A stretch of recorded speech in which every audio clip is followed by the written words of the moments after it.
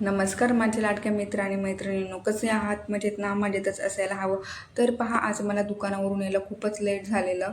तर 1:30 वाजले आहेत आणि आता दुपारचं जेवण बनवायचं आहे. तर मी एका गॅसवरती भात घातलेला आहे आणि एकीकडे कढीच्या डाळीची तयारी करत आहे. तर त्याच्यासाठी मी घेतलेला आहे कांदा, वाटाणा, बटाटा आणि डाळ धुवून घेतलेली आहे आणि एक कैरी किसून त्याच्यामध्ये टाकलेली आहे. आणि इकडे फोडणीसाठी तेल, जिरी, मोहरी, लसूण, कढीपत्ता टाकून आता मी इकडे कढीच्या डाळीला फोडणी देणार आहे. तर हा व्हिडिओ मी याच्यावरती टाकलेला आहे, तर तुम्ही तिकडे जाऊन पाहू शकता. तर मी इकडे सलाडसाठी तयारी करत आहे आणि आता दुकानावरून आल्यावर खूपच असा पसारा पडलेला असतो.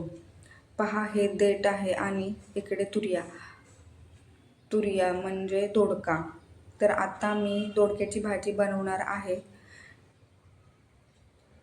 तर पहा, ह्या दोडक्यावरचा रेषा मी काढून घेत आहे, जेणेकरून शिजण्यासाठी जास्त टाईम लागत नाही. तर त्याचे बारीक काप करून घेतले आहे.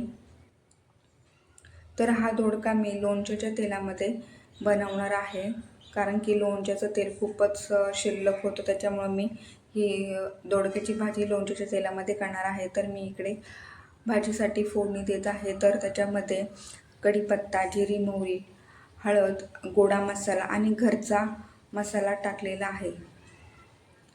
तर पहा, अशा पद्धतीने हा मसाला मी तयार करून घेतलेला आहे. आणि आता दोडका आणि 10 ते 15 मिनटं भिजवलेली चण्याची डाळ याच्यामध्ये टाकलेली आहे,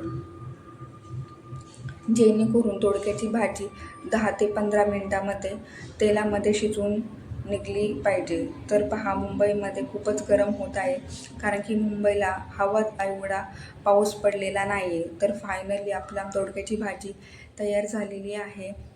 दोडक्याची भाजी आणि इकडे दशेरी आंबा आणि सलाड बनवलेला आहे. याच्यामध्ये कांदा, टमाटर आणि थोडंसं नमक आणि लाल तिखट टाकलेलं आहे.